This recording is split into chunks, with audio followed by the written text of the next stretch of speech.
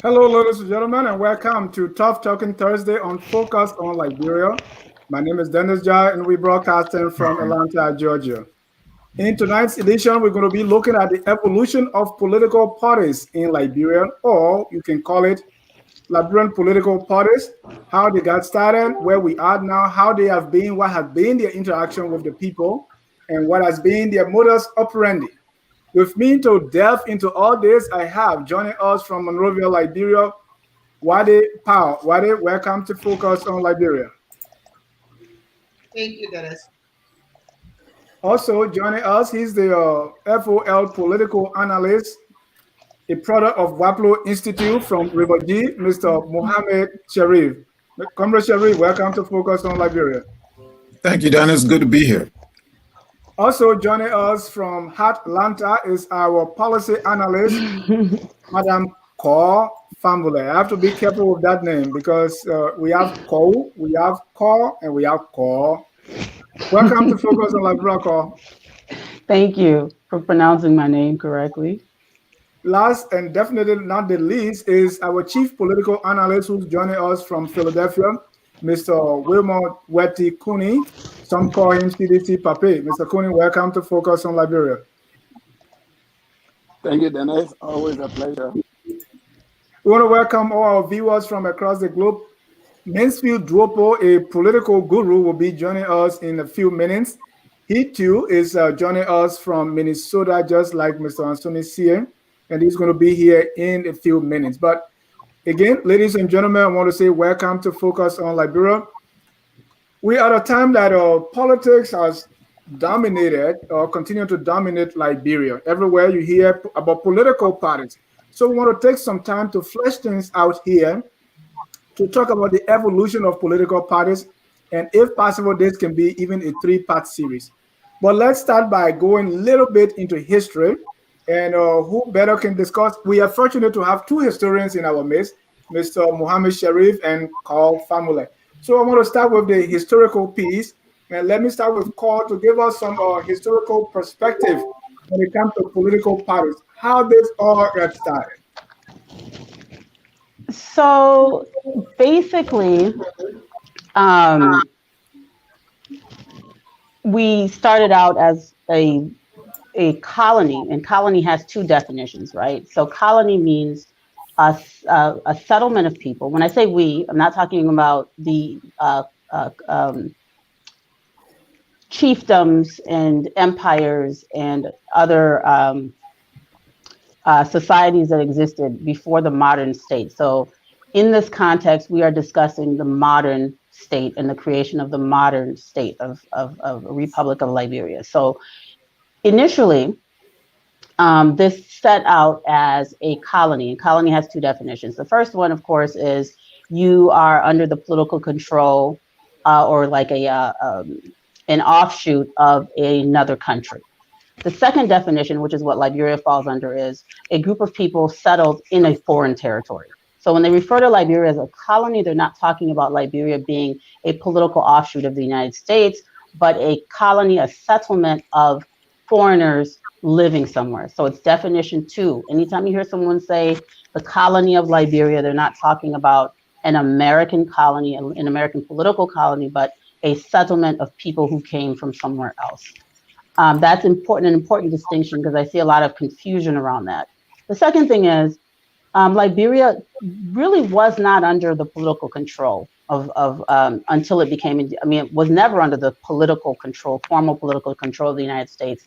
The American Colonization Society was a private corporation. It was not a part of the Liberian government. So Liberia was established almost as a corporate acquisition of property as a means to resettle and repatriate free people of color, free people of African descent, who had either been liberated by their own efforts or through the efforts of their prior owners initially. So that's a distinction that's really important when we talk about the political development of the country, though we are modeled off of the United States, and that many of those that established the modern republic came from the United States. It is extremely important to make that distinction between the free republic, I'm sorry, between the colony and the actual republic that occurred in 1847, the independent country.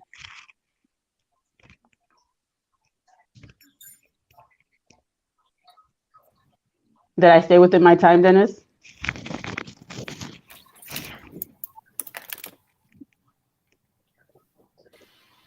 Dennis, you are muted. I want to welcome Mr. Mansfield G. Moses Duopu.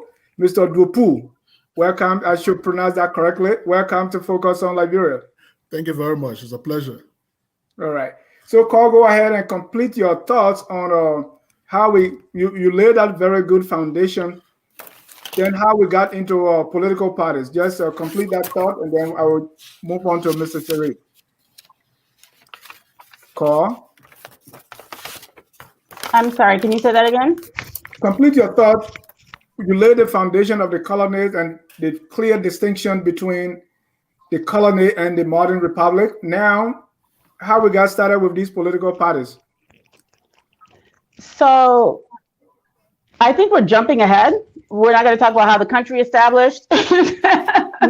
No, we'll skip the establishment of the country. We'll go to the political parties.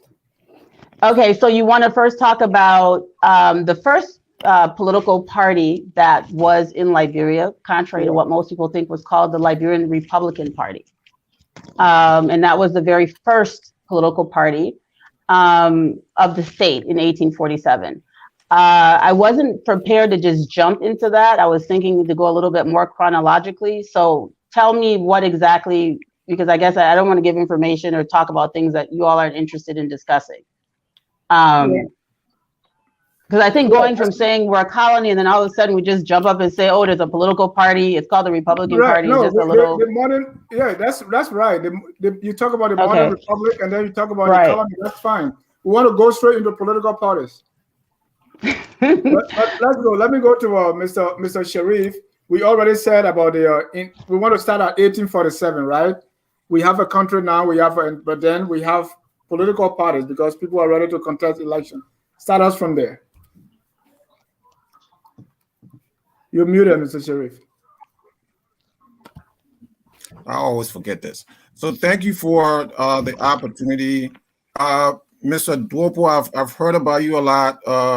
Good to see you on our show today. But so let me just start real quickly. So the political parties that we see in today's Liberia, the evolution, I guess you could say the genesis of political parties actually goes back to pre-independence Liberia, where you have the pro-administration party and the anti-administration party. So the issues there were about taxes and duties on churches.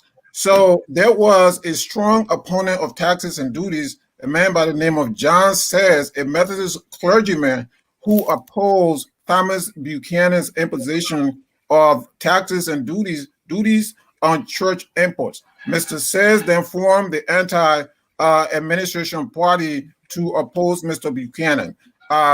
Supporters of Mr. Buchanan rallied around the governor and formed the pro-administration party. And I'm talking, this is pre-independence Liberia. So going into the election of 1847, there is already a political dichotomy between the I guess you could say, duties, those who advocated duty-free privileges for the church and those who oppose duty-free privileges for the church. So this was the main issue in the election of 1847. So we get to 1847, Liberia is declared an independent nation on July 26, 1847. The election is held on September 27, 1847, between J.J. Roberts and Samuel Benedict. So Samuel Benedict is the first opposition candidate in modern Liberia.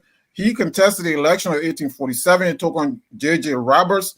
J.J. Roberts defeated Samuel Benedict. Soon thereafter, the anti-administration party was dissolved, and Samuel Benedict ended up joining the administration of J.J. Roberts. Samuel Benedict was then appointed as the first Chief Justice of the Republic of Liberia. So just to set some groundwork, this is how our modern party system evolved. And shortly thereafter the election also, another development occurred.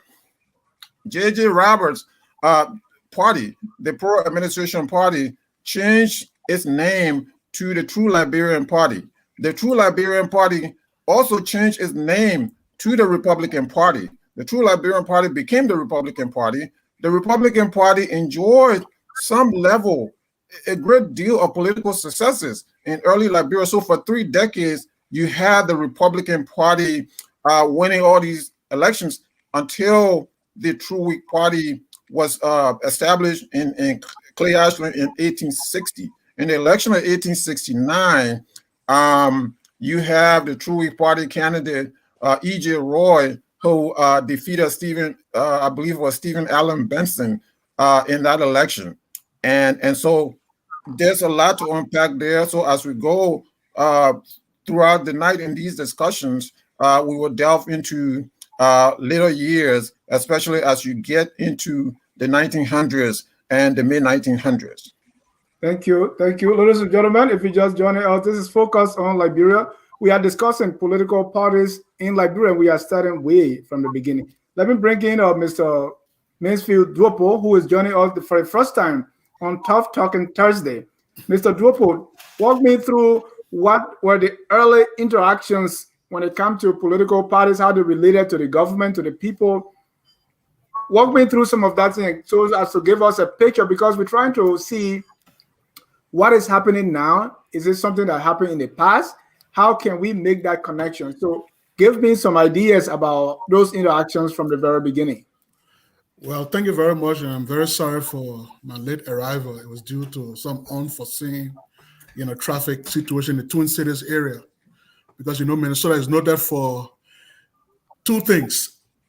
We're noted for winter and we're noted for construction.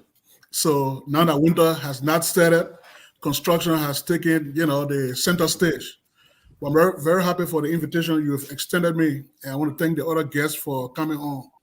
I think that the fellow who just spoke prior to me said it succinctly, about the evolution of political parties in Liberia. Liberia is very distinct in such that we were organized not by a country, but by a philanthropic institution, the ACS. So in that, process of organizing a country, there are a lot of pitfalls. And we should also be reflective of, the political organizing at the time, because there were parties that were based purely on what political scientists would call pigmentation differential, like the parties belonging to J.J. Roberts and people of the mulatto stock, the Republican Party, and there were other. Liberia has never been a one-party state. I think people have always, had it wrong that Liberia has been a one-party state. There's nothing enshrined in our laws, there's nothing enshrined in our constitution that says that Liberia is a one-party state. It's just that most political parties have always metamorphosized either from an opposition party, it has caused it up to the ruling elite, and they have just kind of become one in itself. So when the Republican Party came into being, like the brother said, there were other opposition to that. They were purely based on skin color. You have to be of this light mulatto descent, because these people came from, the Americas, where, color was a serious thing, pigmentation and all that. They saw slavery, they saw segregation based on skin color. And most of the political elites in the early days were people fathers who were mixed skin. Their fathers were white, political established people in the Americas. Their mothers were black. So we all know that. So in this book, they kind of transposed that kind of political socialization to the country, the new country. And Roberts and his cohorts, established a political party purely on that, mantra. It was people who were enlightened, who were light-skinned, who have fair hair, their hair, they were not people who had, African hair and all that stuff. So all that kind of play into the establishment of their political party. And we fast forward to the emergence of the True Party, in the elections that brought E.J. Roy to power. and that didn't last. We know what happened to E.J. Rowe. He was ran out of the country by this very establishment people who did not want a dark-skinned person to be the leader of the country. So that has been our history. Fast forward to the Tory parties as dominance in the political limelight of Liberia, coming to the 1980s, when the Tory party was dethroned by a military junta.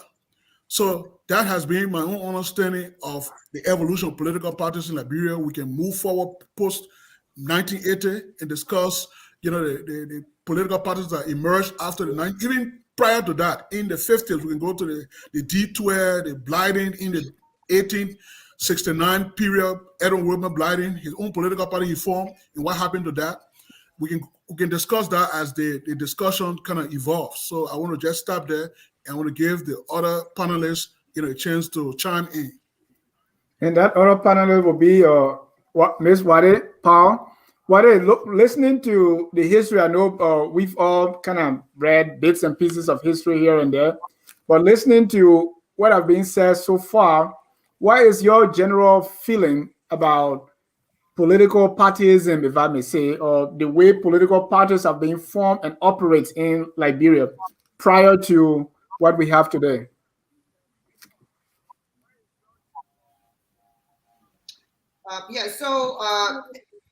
In doing my research, I'm not a historian, but whenever I try to understand what's happening in the current time, I try to look at history to provide me some answers and insight into how we got to where we are now.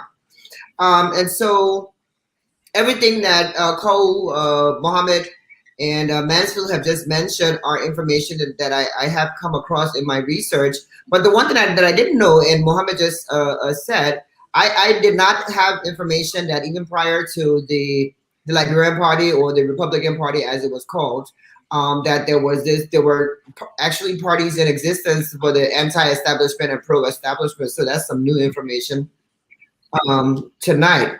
But what really caught my attention when I was looking at the inception of political parties in Liberia was the fact that even from the very beginning of our political party history, you have a ruling for over 30 years by a party based on, as Matthew mentioned, pigmentation.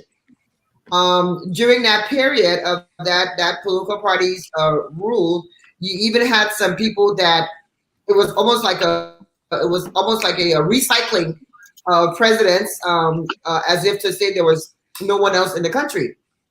And then fast forward to the inception of the True Whig Party.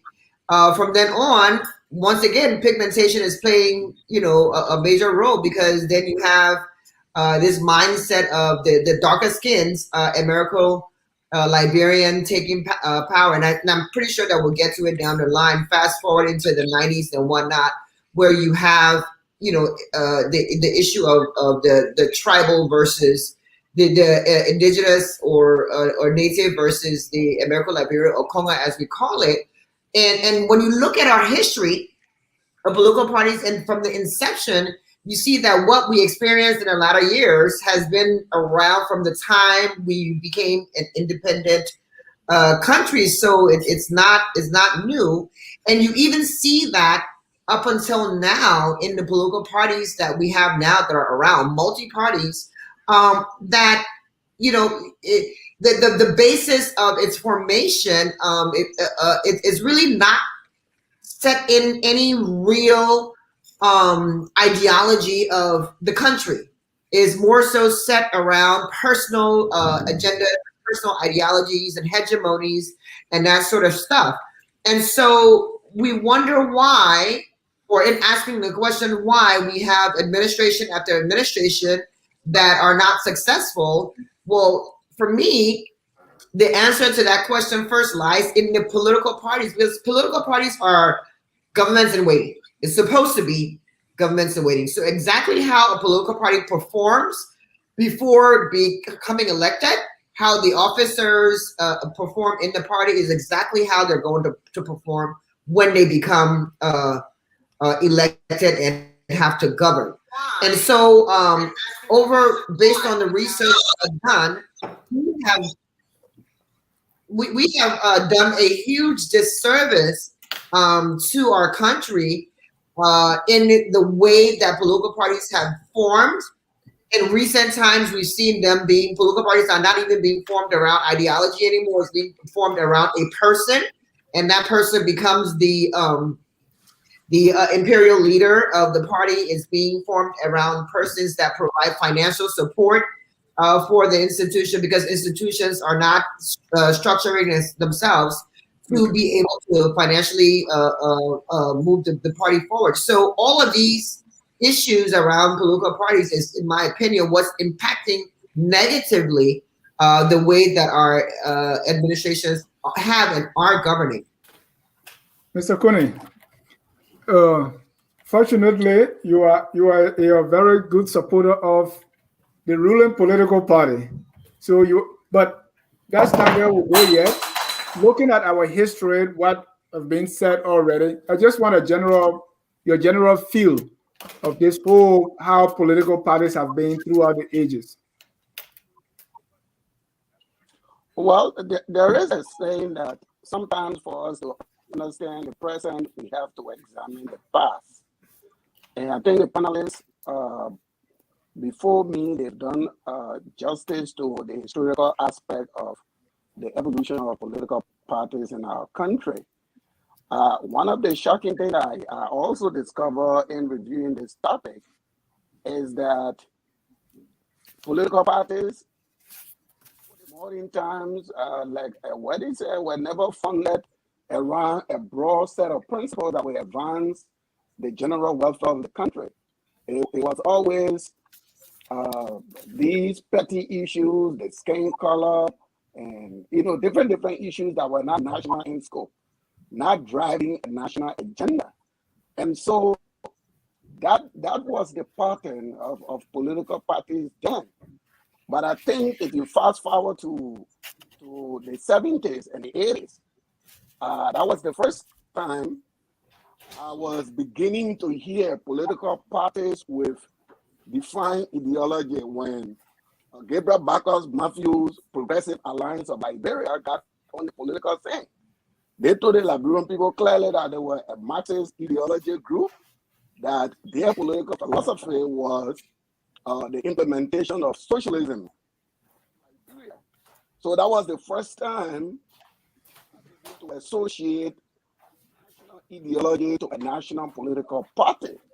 Then you fast forward to even the formation of the Liberian People's Party, that was the outgrowth of the second annual Congress of the Movement for Justice in Africa, where the Liberian People's Party also, in a kind of twist of event, because the Moja organization was kind of perceived to be more communist than the Bacchus group. But this organization that had the perception of a communist bending, they came up that they were going to uphold the free enterprise system, but with active participation of the government into all of the means of production. Like they call for like 30% participation of the government in all important enterprises in the country, banks, mines, and all of these things. So for me, that was the first time I was associating what people believe as a philosophy, as an ideology, to a political party. I think all of that got lost. Maybe, I don't know, because of the result of the war. After the war now, when parties came, it became more of a personality thing than what is the vision that you put in forward that make you different from this party. I think that was observed during the period I reviewed this topic. Thank you. Let's go back to the historical part again, because in my reading and what I've heard so far, and Wadei said it, and Mr. Kunney repeated the same thing, that parties before were not formed on ideology. I don't think that is completely accurate, but I will leave with the historian to make a comment. Call Because from even anti administration and pro administration, they have ideologies, right? So, but let me hear from Cole on that. So there's a lot to unpack, but the most important thing that I'd like to correct, if I may, is that the oversimplification of history. So while it is true that you had this kind of divide between what we call house Negroes and the field Negroes, which is, the people who were the more privileged class in America. This was a class issue. So people like Joseph Jenkins Roberts come from a different class of African Americans than your E.J. Roy, who was just 2 generations removed from Africa and actually knew his African-born grandfather. So he knew that his African-born grandfather was Igbo and, spoke his language. So you have to understand, this is why I was saying, to just jump into things, it doesn't give justice to the subject, but I'll be as quick as possible. It's important to understand that class division came from the United States, and that in the United States, there were some people who had been in the United States for more generations, and then there were newer arrivals of Africans. So slavery did not just occur at one time. This is a recurring weekly, monthly event where people are being brought over a period of, about almost 200 years, before these people returned. So E.J. Roy, some of the pure-blooded Africans that were referred to in those texts back then, these were people that were actually African. They were not mixed with anything. They were recent captives that were taken to the Americas. I think one of the misnomers is that, people were all in America since the 1600s. No, there were people that had just been there, late 1700s. Some of them were first generation. Also, the ways in which they became emancipated were different. So by 1847, you've had a lot of waves of people come in. Some of these Black African returnees worked and liberated themselves and paid their own ways to return. They had a different mindset than the people who were given, money and resources. The Uri family, for example, was repatriated to Liberia with a lot of money, a lot of resources by, the person that emancipated them. There were others that came there with nothing. There were others that came there with their own ambitions. The divide was not just about skin color.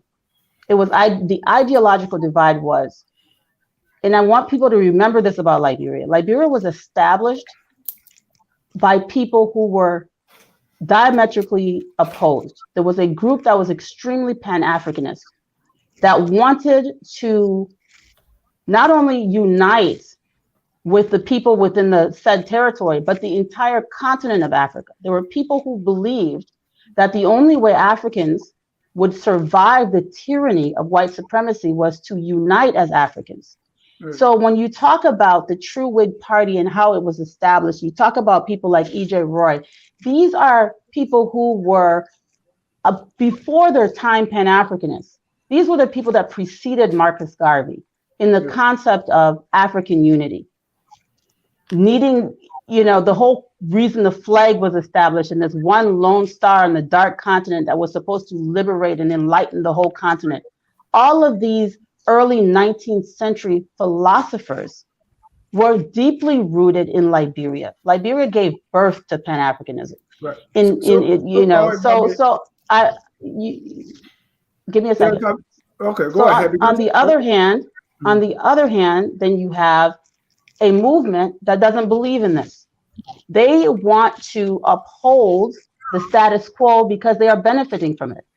They don't want to incorporate the rest of these Africans. They want to participate in an elitist process where they're exploiting them on behalf of the people that they see as their allies, which are the white Americans. So this is the real issue. Skin color is there. It is a component, but it is not all of it. Because you did have some mixed race people who were not in favor of the pro-establishment mentality. Right. And you also had, in essence, you were saying these philosophies like the E.J. Roy group on one side, or the Pan-Africanists on one side. Are you saying those were the same things that seeped into the formation of these political parties? And so you're agreeing that they were based on those kind of ideologies? Is that what I'm hearing? Well, I mean, I don't think there was a disagreement, but yes, I mean, there was strong ideological differences. And the concept that we, I just wanted to correct the idea that people didn't have ideology. African thought, modern African freedom struggles, Pan-Africanism was birthed in Liberia. I mean, essentially the creation of this republic and the drive to make it independent, the drive for Africans to be self-determinant, and more importantly, to be united and to be one. That was birthed in Liberia.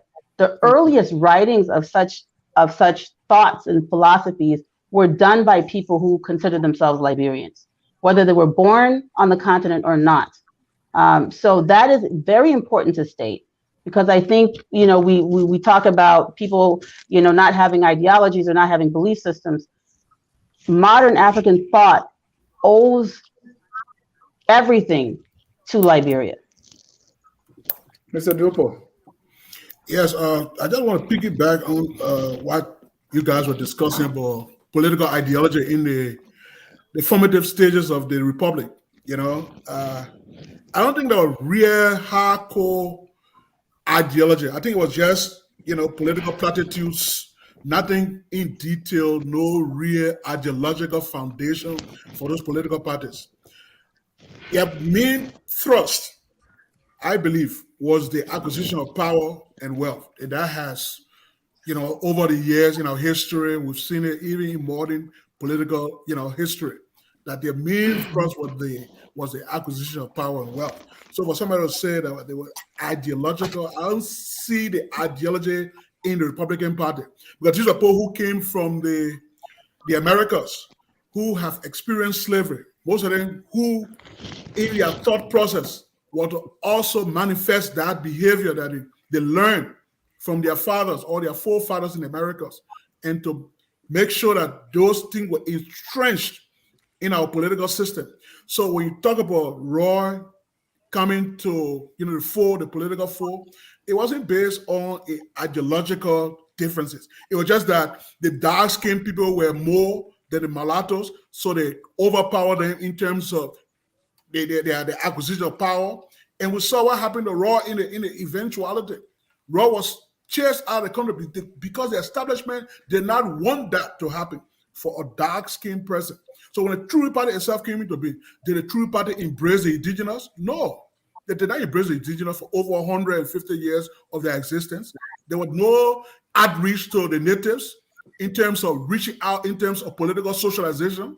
So nobody can tell me in this, discussion that it was based on ideology. It was not based on ideology. In my thinking, in my reading, it was not based on that. It was always based on the state being it was an industrial state. The state being the provider of that power and wealth. It wasn't based on a wholly functioning society where you will reach out to other people, you make sure that they are conscious of their rights and responsibility to the nation state. Liberia was not like that. It was us against them mentality. That was we pushed to the back burner. They're not all embracing to them. So that's not Pan-Africanism. I don't think that's Pan-Africanism to segregate in one segment of the population from people who just came from the Americas or other places in the Americas. Mr. Duopu, before you end, there will always be. You try to say that Pan-Africanism, that the history of Pan-African African political thought gave birth in Liberia. I don't believe that. I think it was superimposed after all these things have happened. So, it wasn't these people who came and political parties. They have Pan-Africanists in fiber in their very political thought process. I don't believe that. Mr. Duopu, I thought you said it better, historian. Yeah, Mr. Duopu, there will always be those underlining things, right? But I wouldn't. I'm not a student of history, but I wouldn't say that an entire political party or people going into elections, the issues they will be discussing will only be based on us against them or pigmentation. There should still be some things that they are discussing here. Yeah, but what I said, those were all platitudes. They were not really. Okay. They were not really entrenched political socialization or political ideology. It was all right. Let me go to political education. Can I come in really quickly, Dennis? I need to respond to that. I think just for the sake of your listeners. Where there's no political education, there's no because of the large swath of the population. So that's absurd. That's absurd. Hold on, Carl. Okay. Let Mansfield. Okay, go ahead, Cole. 1 minute, and then we'll go to Mohammed. Yeah, so I like to talk about actual people instead of just saying what I think. This is not something I'm just pulling out of a hat. I mean, you've got Hillary Teague. How can you say that Hillary Teague was not a Pan-Africanist? Have you read Hillary Teague? How about Edward Wilmot Blyden? I mean, all of these great thinkers. Blyden was co-created by the political class. So it's not the political class that were engendering Pan-Africanism. Blyden. It was just. This is absurd. This is absurd. Hold on, Mansfield. You don't have to be for your 1 minute.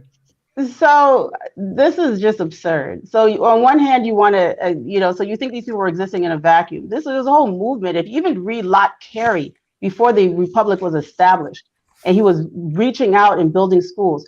You're saying True Whig Party didn't incorporate Native people. True Whig Party has had Native people in it from day one. And one of the things I want people to remember about Liberia that they get confused is that from the inception of the colony, indigenous people were being educated and being converted to Christianity and participating in living within the colony. From when King Peter brought the day and they joined the colony before independence, there were many, many indigenous groups, especially from the coastal ethnic groups, living within the colony, incorporated within the colony, participated fully in politics, and there is evidence of it. So to sit here and try to deny the complexities of history and oversimplify it, I think it does a disservice, not only to your own understanding, but to those young people that are listening. There are too many incidences of people who, I mean, you're saying until True Whig Party left, they didn't incorporate any indigenous people. I mean, that's absolutely false. And because it just isn't true. There were many, many people involved that were part of the True Whig Party from Maryland County, people of the Clow ethnic group. There were many, many people. It's the same. Okay. Thank you. Let me go to Mohammed so we can conclude on this one, move on to what we have now and how it's similar or different. Mr. Sherry, you want to comment on that whole thing on ideology? So let's be clear. We're talking about a system that disenfranchised more than half of the population. This is a period in which women didn't vote. People under 18 didn't vote. People with no real estate properties didn't vote. So we're talking about a small group of people who settled Liberia. And so they are the originators of this idea of our political party system. And I mentioned the pro-administration party and the anti-administration party. So the idea that, they went into this election of 1847 over the issue of taxes and duties. So that's, I guess you can qualify that as, that's clearly a dividing point. You can qualify that as some kind of ideology, some kind of idea that they have. They go into this election on the issue of something. So there was always something around. I also do agree that, as I mentioned earlier, these parties were very small compared to the Liberian population. They cater to the needs of their people, not everybody. But I will submit to you that even in those early days, there were dividing issues. There were issues. So, for example, in the election of 1955, William V.S. Tubman versus former President Edwin Barclay. One of the reasons Barclay said that he came back to run for president is because Tubman deviated from his version of the open door policy. Barclay stated that he did not open this door too wide, because Barclay had always set in place this system of partial open door. And by that I mean that, yes, you can allow foreigners to come in, but they're just going to remain in the urban areas, and we're going to leave the interior for the indigenous people to do their businesses, their farming and whatnot. So when Tubman came in, he blew open the door to all these foreign investors. All the foreigners started to come in, and Barclay was unpleased. Of course, there were other issues for which Barclay contested that election against Tubman, whom he handpicked in 1943. So there were ideologies, but were they ideologies that were overwhelmingly appealing to the vast majority of the population? Not so much in the early days, but yes, there were ideologies. So there wasn't the absence of ideology. Now, right now, and I know I'm moving ahead, but right now, when you look at what's going on, so in the history of this period that we're in, the 21st century, it will be written as say nothing and do nothing period, because you have the ruling elite, right, that says nothing about the plight of the Liberian people. You have the opposition that also says nothing and does nothing about the plight of the Liberian people. Unlike in the past, even though those people catered to their own, but there were dividing lines among them. And this is how you had the TWP in 1869. The TWP was actually an insurrection against an established order. So yes, there was a dividing line, and that's the ideology. I believe that those are some of the ideologies I believe Cole is talking about. I want to make sure that I'm pronouncing her name right. So there were ideologies. Were they appealing to the broad masses of the Liberian people? They weren't, because as I mentioned earlier, they excluded more than half of the population. So the idea that there was no ideology in early Liberia is incorrect. Wadei?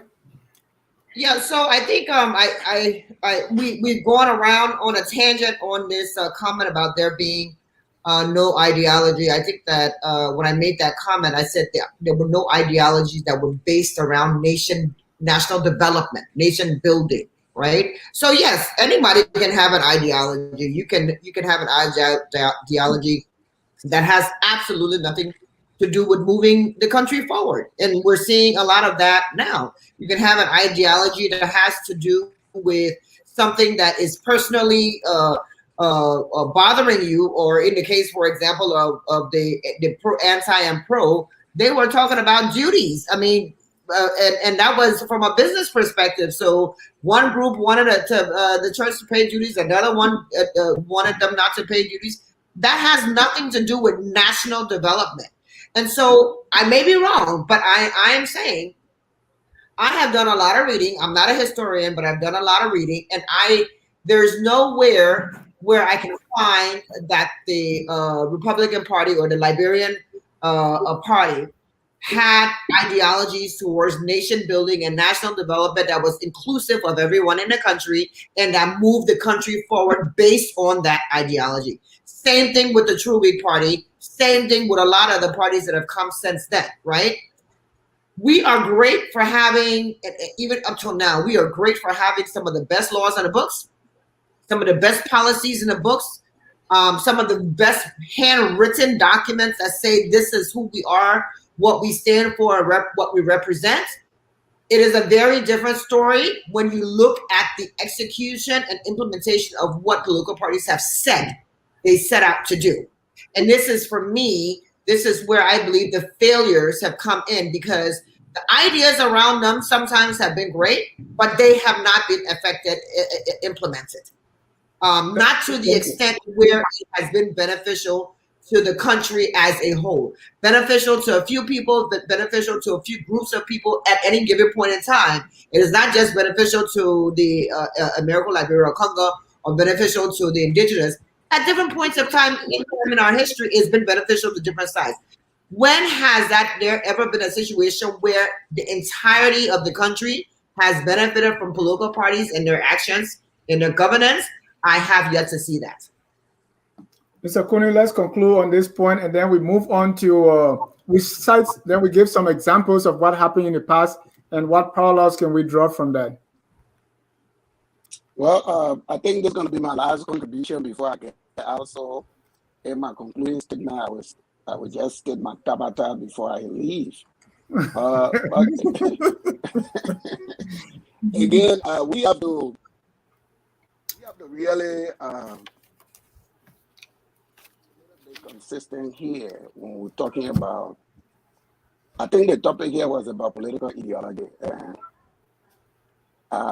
the evolution of political parties in our country, and so I see the discussion going in other areas, but that's okay. That's intellectual discussion again. It can be flexible at times, but again, when we talk about a political party not having a vision or not having an ideology, we're not just talking about basic differences between organizations or individuals in a society. What we're talking about is a political party seeking national power and putting forth its manifesto. People, this is the manifesto that we have, and on that basis, organizing the people to seek power so that manifesto can be implemented. And again, all of my review of Liberian political parties, whether it is the pre-independence party that the brother talked about, I didn't see any of them driving a national agenda. Mind you, this was a country that was founded to be the refuge of all oppressed people in the world. Black nation. Where were the ideology on freedom and liberty? Where were the ideology on national integration? Where were the ideology on independence? If you could not even integrate the population within your own country, how seriously were you talking about Pan-Africanism? You have to be a nationalist before you can become an internationalist. So I don't see them. My first time associating party with an ideology that was used to organize people nationwide was the Progressive Alliance of Liberia that said they were going to redefine relationships in the country by introducing socialism as opposed to the current capitalist system that was in place. Now, it is a vision that can transform the country either for better or for worse. Last time about was the Liberian People's Party. Talked about my sister talked about one of the things we can point to. It was the position of the movement for justice in Africa via the Liberian People's Party that eliminated the property rights, because before then Liberia needed property to vote. Those were organizing things that were bringing people together, because these things appeal to everybody.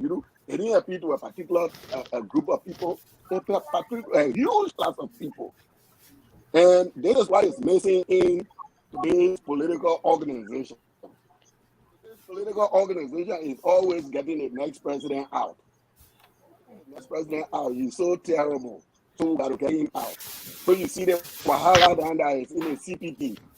It's not different in philosophy, it's not different in vision, it is different in position. It is that calculation that maybe this president is too weak, so I need to position myself because I will win. So we're not talking different things. I mean, where is the CPP planning to carry the country? What is the CPP view on Liberians' participation in the economy? Like the Liberian People's Party is saying, they're going to, you can't promote capitalism in a country where there are no capitalists. Saying that we will invest on behalf of our people, whether you like that or not. But that is a policy statement. We want to see the CPP view on infrastructure. We want to see the view on agriculture. They're not fighting about those things. Every day we're talking about framework document, because it is a positioning themselves as to who to win power. Just like it was done decades before. So that is the new norm for the political organizations in our country. And before Dennis, if you will permit me 1 minute. Hold on, he's about to leave. So this is something he needs to hear. Exactly, he can't just drop that and leave. This is something he needs to hear. But I don't think he's going to leave, though. I will wait. You know, I don't run away from here, so I will give my tabata. Please wait. Don't run away. I got a couple of things to say to you too. My tabata, I get to go my tabata from this discussion. The idea that the slow process of assimilation of natives, where they had to conform, renounce their own identity in order to be accepted into the settler class, or some form of integration that is being said here, I think is just the Tabata history. Thank you. Mr. Kunney is about to leave, so each of you have 30 seconds. If you have, Mr. Sherif, go ahead. I mean, clearly he does not understand history. He said about that history, so he doesn't understand history. So I will forgive him for that. So he's conflicting two eras. We're talking about, so he's conflicting early Liberia with present day Liberia, where you have political parties like the CDC had no ideology, zero ideology. CDC is built around a court figure by the name of George Weah, who is the worst leader in Liberian history. So that's what he's talking about. So I get that, but don't conflict that with what we're talking. I don't think, Sharif. When we're talking about the 1950s, what about people like Duopu? He mentioned that he never saw anyone. The first time he heard of any real ideology was Bacchus Matthews' UPP. Actually, Bacchus Matthews borrowed his concept from Duopu of the UPP in the 1940s. So why don't you mention that? Duopu in the 1940s, in the 1930s, actually, 1920s. In the 1920s, late 1920s, Duopu fought against the exploitation of the indigenous Liberians, and he fought against Lincoln Fear Brunel administration that they were taking Africans from Liberia, they were taking Liberians forcibly to Fernando Powell. So Duopu was one of the main advocates for the indigenous people. So there were people in Liberia who have backbones, who have real ideology. So Mr. Kunney is unaware of that, but I don't blame him. He supports the CDC, and this is what all the CDC people think. And I do it proudly. I think you got the greatest confusion here. And let me just say this. Let me Wadei before I go. Yeah. Go ahead, Wadei. Yeah, so let me just say this.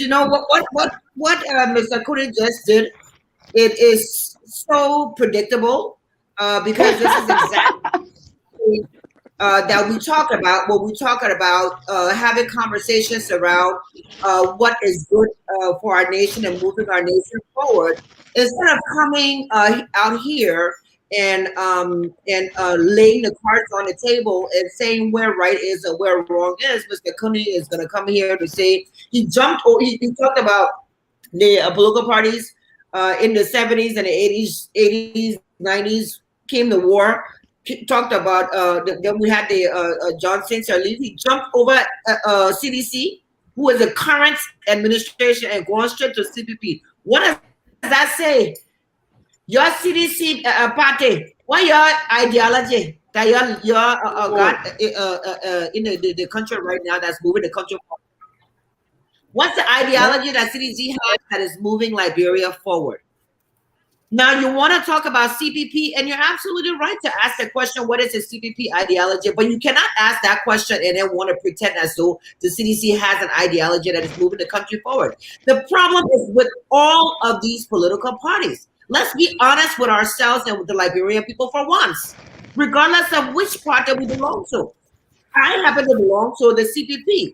Are there issues? Absolutely. But don't sit here and try to make it seem as though the CPP has ideology that's moving the country forward. Absolutely not. Thank you. Let me hear from Mr. Duopu. You wanted to call Mr. Sherry to a point. Yeah, okay. I'll just, like to say, we'll come to these discussions with a political bent. I think it undermines the essence of the discussion, bringing in, like Mr. Sherry was saying, you, the CDC people, your party is based on a cult figure. I think it goes back to the whole political socialization of our country. We've always had an imperial presidency. You can go back to the Roberts, you can go back to Tubman, who was an iconic cult figure, you can go back to that. And that was a true party, hegemony that he established. Somebody talked about political ideology and all that. True party was based on what? There was an adage, so say one, so say all. It wasn't inclusive of, the nation state. What are you basing this on? What's your reliance for this? I don't think you need to, interrupt me. You give me a chance, and I think then you need to protect me. It's a discussion that everybody comes with their own views and espouses their own views. So these are your own views, not based on anything. I just want to be sure. You don't know my thinking. You don't know my own my philosophy about things. So you don't say that. I'm asking. But you confirmed. Just give me a chance. Hold on, Call. So you see, our political history has not been, saturated with political parties engaging in, political education, political socialization, reaching out. There's no clear differences amongst our political party, amongst our political parties, since the founding of the country itself. Their foundational, principles, their platforms, their constitution are all the same. You read the constitution of one political party, you won't know if there's another political party you're reading about. It's just the same. It's just based on the acquisition of power and wealth. That has been our political history. Since the founding of the state has always been this industrial state. The state has always been viewed by the political elites as an industrial state, by the comprador bourgeoisies. That has been the mantra. Use the state to further your political power, to acquire wealth, divide that wealth with your immediate, your inner cycles and their families. That has been our history. We can, transpose that to today. Post 1980. The coming in of the NDPL, we can go back to the NPP, and all that. We can go back to all that, and we come to the present political quagmire that we have faced as a people. I'm not going to try to besmear the CPP what it's going through. This is part of our political history. It goes back to even the 1944 election between, with Tubman and Faulkner. There was a coalition that came together. This Tubman guy, he, comes from, Harper and all that stuff. There were people in Monrovia who were ganging up against Tubman. They were not called CPP then. I don't think so. We come to post-1985, where there was a grand coalition to forge a political alliance to counterbalance Samuel Doe. We come to the 1997 collaborating alliance of political parties. After they went through all their stuff, they couldn't, zero in who will be the president. And after that, those were the political elite, the political thinkers of the time, the backers, the people, the soil. Those were the intelligentsia, the elite. They couldn't hammer home who will, be the president who will go against either Taylor or Salif. Salif found her way, took over the Unity Party, and the very people who were in that alliance. Thank you. they divided themselves. Today we see it in the CPP. So we can make those kind of, political, juxtaposition, and we see the patterns. We see these things. They may not be, they may not be the same actors, but we see patterns. They like bring Paul, they see these very things, and they can relate to it, they can reference those things. So that has been our political history. So I just want to stress that point as we move forward. Thank you. And that's where I think I'm free to leave now, right? Yeah, and that's where we're going to segue into, drawing the parallels to what is happening today. Few things I want to mention here. You already made mention of the 1944 elections. This was contested by political parties, Faulkner versus Tedman. We also saw the elections of not Faulkner, CDB King elections. Yeah, the most rigged election in the world. Yeah, those were the political parties coming to, even in 1985, where there were 4 political parties. In all these, we see a strong incumbent winning. We also see anytime there is a political party, the one in power, everybody try to cozy to that person. Normally in the United States, where we see political parties or where we see opposition will be in Congress. In Liberia, is that the same? I remember there was one time a president was impeached. I don't know if there were political parties responsible or what were some of the underlying factors. So when we come back, we'll take a short break. When we come back, we want to look at history in that sense of what has happened before and what is happening now. Stay tuned. We are At Focus on Liberia, we discuss everything Liberia, from education to politics, arts and culture, entertainment, agriculture, history, religion, family, and technology. Focus on Liberia uncovers and showcases the best of Liberia and shows the world the truth about Liberia. We educate, elevate, and promote all things Liberia. We conduct interviews, panel discussions, debates, and more. Tune in to Focus on Liberia on Facebook and YouTube and be a part of the stories that make up the news. This is Focus on Liberia, and I am Dennis Jah.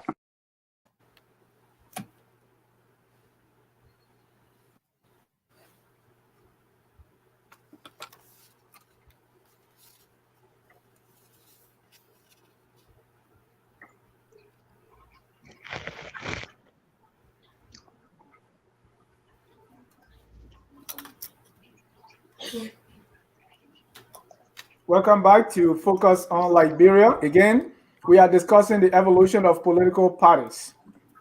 Let's look back right now. If you look at what we have and looking back, what are some of the similarities we can draw and why these things continue to happen? Should we say what we're seeing today started from the past? How far have we come in the evolution of political parties? Have things gotten better or worse? Or are we on that same trajectory? Let's look into history and look into now. I know most of you already kind of made mention of that. So let's start with Mr. Duopu this time. Mr. Duopu, I talk about it. Duopu, come on, Gil. Say my full name. They can't pronounce Never County names. Don't mind them. Moses Duopu. There you go. Don't forget now, you're not 100% Gil because you have Southeastern and have nothing. Yeah. So you have to balance that. Definitely, yeah. All right. Coming to your let's go. Yeah, okay. Go ahead.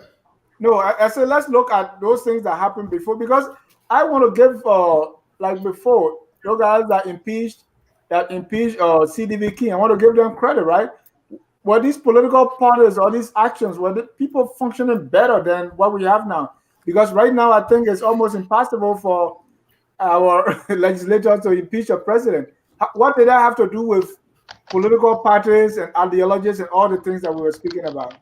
Well, I think King's impeachment was a complete aberration in political history because I think he was impeached by his own party. That's very unheard of. I don't know if there's any president who was impeached by his own party. normally people, I don't know, I stand to be corrected. But what I want to drive at is that, David Houston defined politics as the authoritative allocation of values. The authoritative allocation of values, and what is value? Value is, whatever we cherish. You cherish money, money becomes your value. Cherish fidelity, fidelity is your value. So when we look at the history of our political system, it's always been, that talk of war for power and wealth. It has not really been to lift up the people, to further their claims, to have a stake in the political system. So our parties have always had this strange maneuvering, political parties in Liberia, opposition or the party in power. And you said the opposition party always causing up to the party in power. We've seen that over and over. We still see that today. So the state has always been an industrial state for our political elites. They always want to manage the state as is, as if it was some salvage car or used, something you go buy and there's no warranty, there's no guarantee. They always want to manage the state as is. So from Roy to Roberts, Roy, coming down to Tubman, Doe, Taylor, they've not really made any tangible political, development in terms of socializing our people, in terms of developing their consciousness to say you belong to this state, you have all this power to elect your leaders, you can withdraw them at any time. Because it's always been, the state has always been used as that instrument to further the political interests of particular political class. So our history is saturated with all that. We know that our political parties have always been weak because they are not based on any fundamental ideological foundations. Everybody claims to be democratic. Everybody claims, a free economy, a laissez-faire economy. But what does that say about the very people? How do you improve their lives? What are your fundamental, foreign policy? But Mr. Duopu, where does that come from? It comes from the political socialization of the people. It's the responsibility of the political elites to bring that to make sure the people have the wherewithal in terms of political engagement, political participation. The people have never participated in the political process. There's symbiotic relationship between the state and the people. The people have always availed themselves. We go back to the foundation of the country. You didn't find Tory party reaching out to, there was just pocket of people that would pick, as tokens. Tokenism is not political socialization. That's tokenism. We see that. They take, say, Fiado and go to Bella and take Willie Bella. That's tokenism. The people were not the direct candidates. They were not the direct representation of those people. They were just handpicked because they went to minimize the political anger of the people. So we've seen that over and over. Even now, political leaders, they find easier ways to get in a good graces of the establishment, and their political parties lose essence. They lose, that relevance. You don't see that because everything is couched in personal aggrandizement. It's couched in this. One man comes today, he says he's the political leader. It's the new title we have in Liberia now. Somebody forms a political party, or he's the, originator, but he doesn't give room for, the allowance of other views. Anything that runs contrary to his idiosyncratic predisposition, he finds it, uncomforting. He finds it very uncomfortable to embrace people. Political parties should be broad-based. It shouldn't be based on tribal affiliation, the narrow political, gamesmanship. So that has been our history. Until and unless we change that, we'll still fall victim to this strong man coming up, finding his way in the presidency, being imperial, people rally around him, everything rallies around him, and we go through that motion again. So that's just what I want to say on this topic, and maybe as we move forward, I will have something else to say. Wadei, are we putting too much on the political parties? or this is really what they're supposed to No, be doing? absolutely not. As a matter of fact, and that's absolutely what they are supposed to be doing. And to a large extent, to a very large extent, I agree a lot with what Mansfield is saying. And at the end of the day, there is a certain responsibility that political parties have to do a couple of things, right? To hold the feet of the current administration to the fire, to make sure that they're doing what they're supposed to be doing. But in so doing, you as a political party also have a responsibility to make sure that you are doing what you are supposed to be doing, right? You know what I would love to see?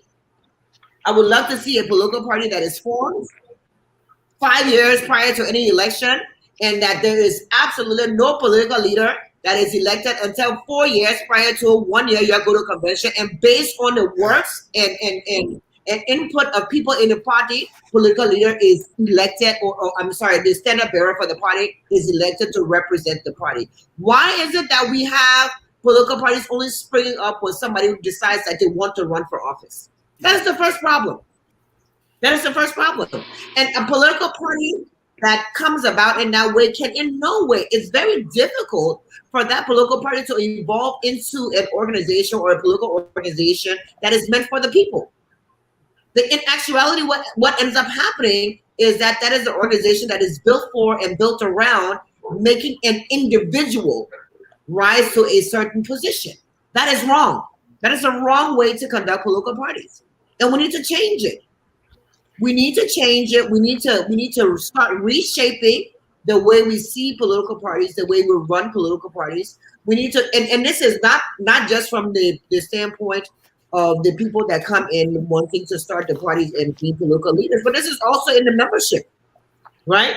Why do people join political parties? People join political parties for different reasons, but what are the responsibilities of the members of the political parties?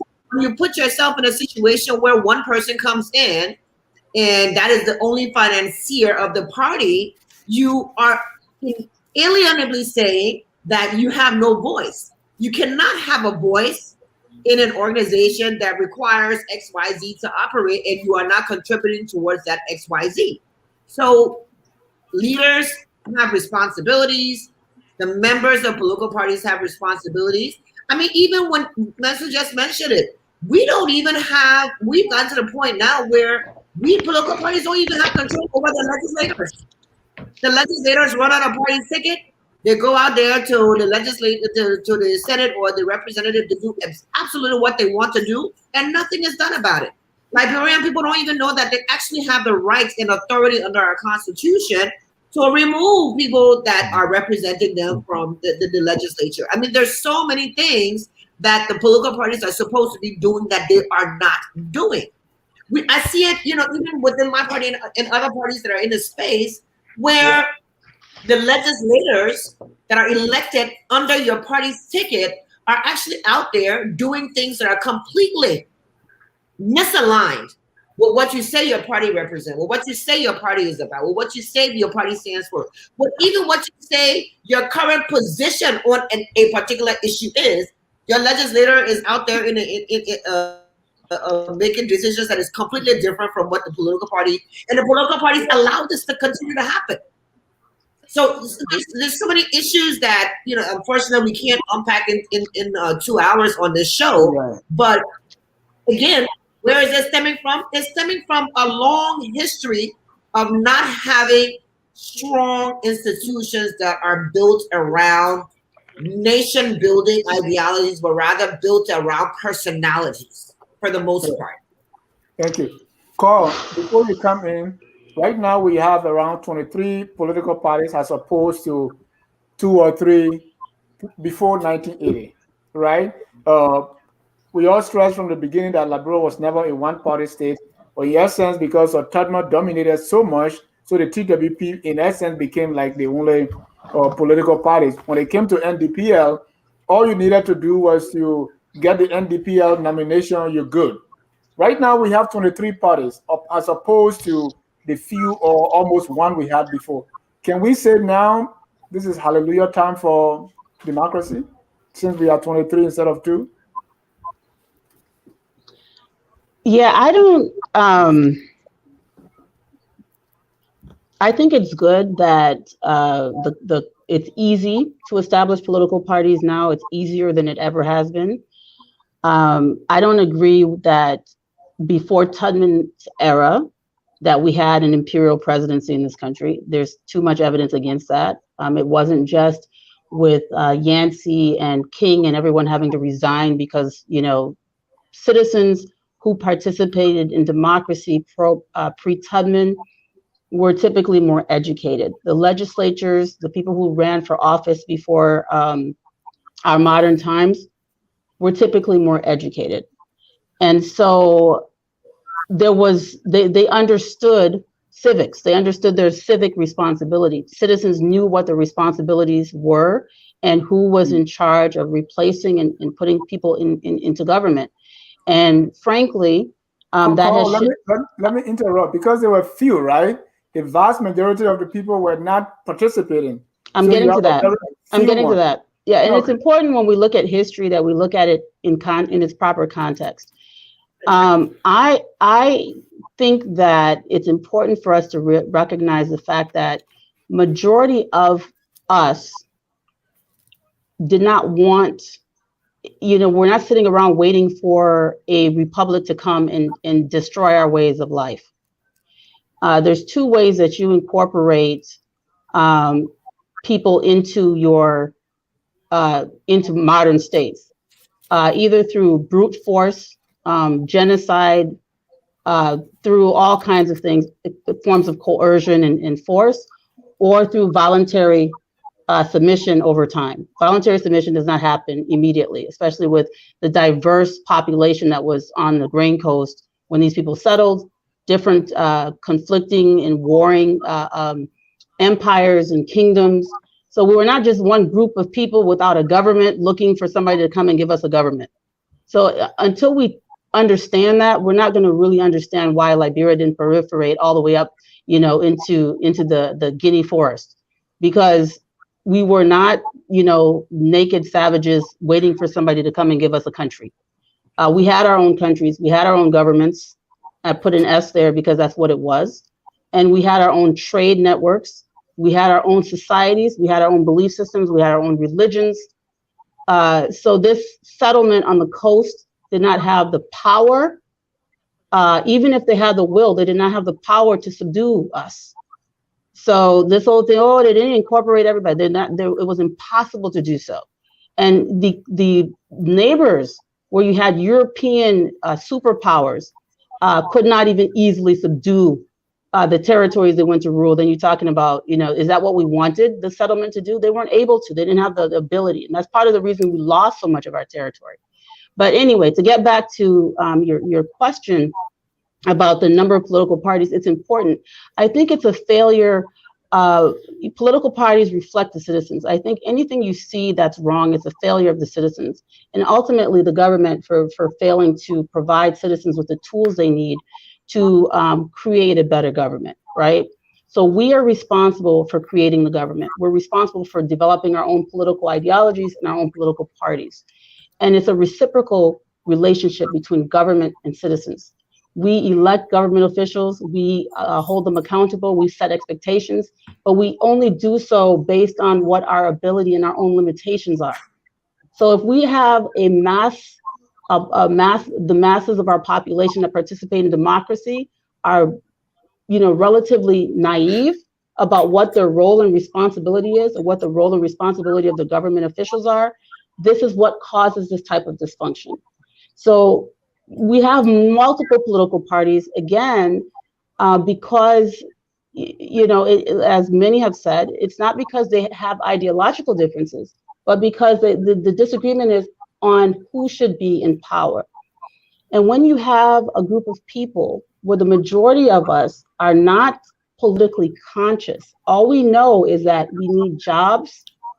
We have these basic needs that people are supposed to have met in an organized society in a country, which is security,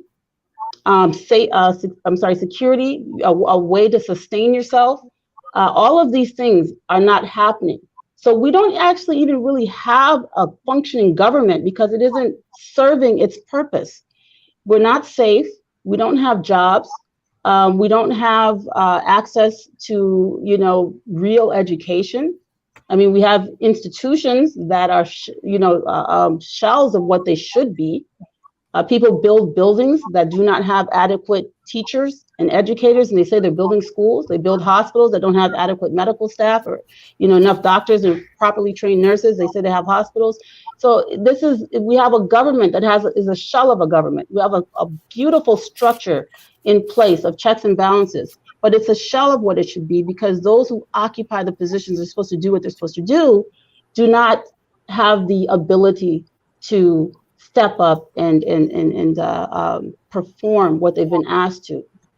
So it is a cycle. There are going to be more political parties created because it's easy to do, and again, because people want to be president. I don't think it's a negative thing. I think that political parties have become, whereas in the past, people understood where they were, what it meant to be in a political party. Truth Party had a manifesto. People understood what it meant. When Unity Party was created by Edward Kessley, though he wanted to be president, he left the institution because he was a genius. Dr. Kessley actually was one of our geniuses of the past. He was a giant, intellectual giant. He was a political activist when he was a student in the United States. He participated in the civil rights movement. So when he created the Unity Party, he was looking at putting together the country, being a non-tribal political movement of unity for Liberians to be able to manifest their destiny. Unity Party was about bringing people together to achieve African excellence and be able to compete in the world on a world stage. And he did that because he spent all those years in the United States during the civil rights movement and was able to pick up a lot of these books and these ideologies from his counterparts here. So when he went back and established the Unity Party, he did so with that understanding. He's gone, he's passed on, right? The party still exists. Do the members of the Unity Party understand why it was established? I do. I'm a member of the Unity Party. I know exactly why I'm a member of the Unity Party, because I believe in the vision of Dr. Kessley and Jackson Fiado. LAP and Unity Party merged. Jackson Fiado also had a very brilliant vision. He wanted to be president, but it varied a little differently from Dr. Kessley in that he was much more of a true Whig Party type guy. Liberian Action Party, yeah, that's where he came from. His philosophy was much more true Whig Party, much more conservative, where Edward Kessley was much more of a radical. So now these two parties merged. I mean, relatively speaking, when I say he was a radical, I don't mean he was like a Marxist or something, but he was more left than Jackson Fiado.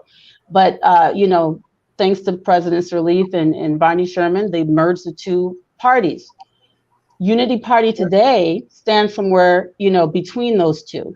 And Wadei made a very good point. Why do people join parties? Many of these people that are members of these of the Unity Party, I'm speaking specifically to UP, because it is the oldest party, a continuous political party in the country that has actually been able to elect people to office. UP, being the most established institution, majority of its members, I think, do not even know its history. I think people just joined because it was the ruling party and it was, I need to be part of something. And a lot of times people join, but exactly. All right. So let me get off my soapbox. I think I talked more than 2 minutes. All right. Let me go to Mr. Sharif now on the requirement. If we look at our elections law, because what I hear most of you say is this came from the past. This is what we've been like for some time. But look at our current elections law, right? We define political party to be registered. To be registered political party means an association with a membership of not less than 500 qualified voters in each of at least 6 counties. That's number one. And we also see that in section 1.6, registration of political parties, I think you must pay a registration of non-refundable fee of $1,800 US. I don't know how they come up with that amount.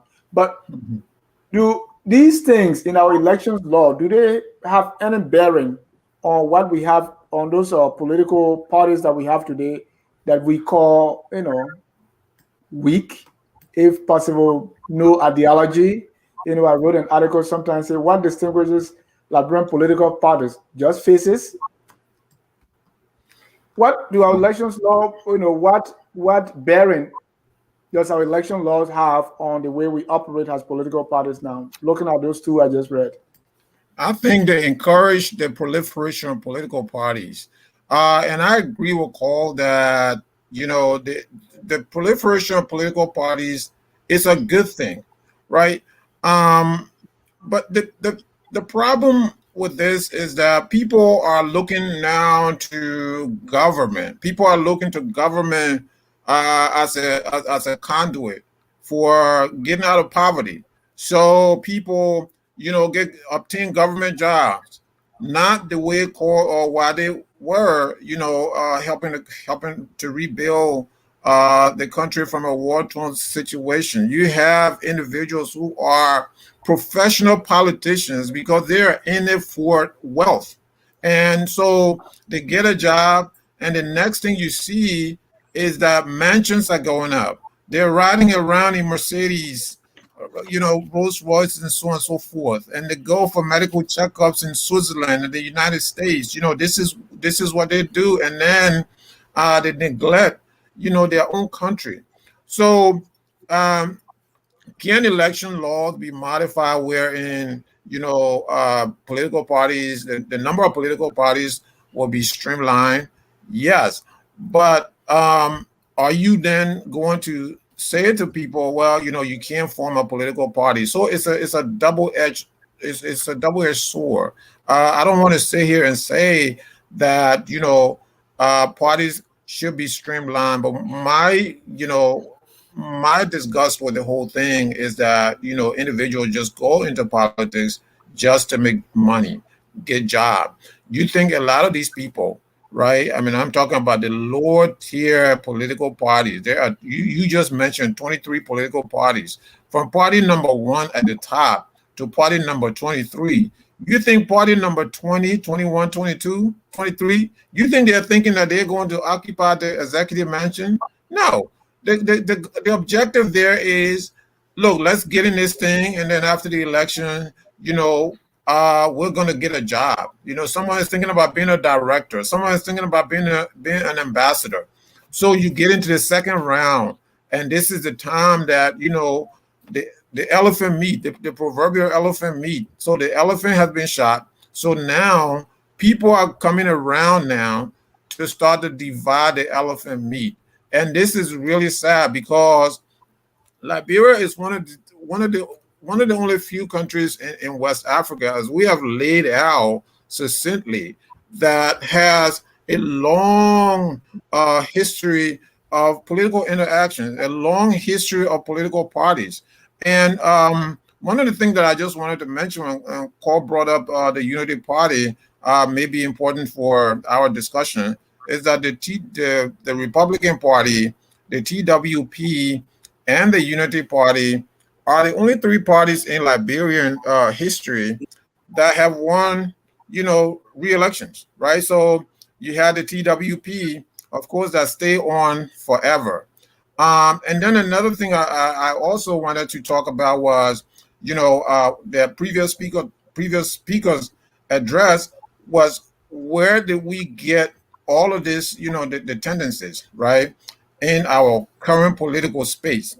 So you go back to right before Tubman, but Tubman was able to get a stranglehold of the TWP. And so that under President Tubman, there was only one real election that he had an opponent, and that was 1955, Edwin Barclay.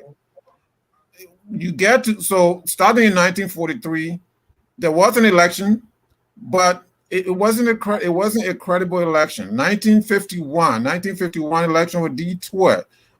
Detour was not really on the ballot, so Detour was barred. Detour was part of was the leader and when I talk about leader, these guys were real leaders back then. So 1955, Detour formed the United People's Party. His party is disbarred from contesting the election. So Detour forms a coalition with the Reformation Party that was already registered. And Mr. Tubman went after Detour and barred Detour and his supporters from that election. So Tubman went unopposed in the election of 1951.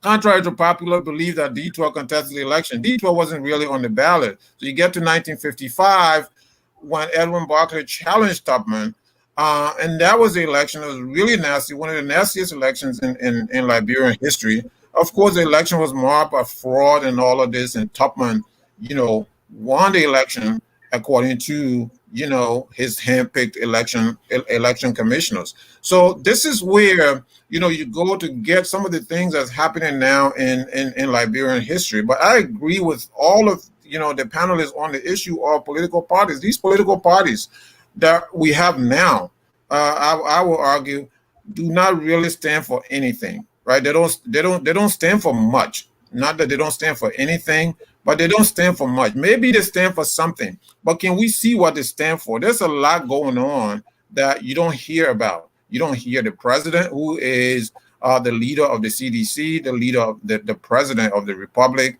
He doesn't say anything. He doesn't do anything. So the only time you see the president of the Republic of Liberia, sometimes you see him, he's a record producer, right? A president who is a record producer. He's busy, flying around West Africa.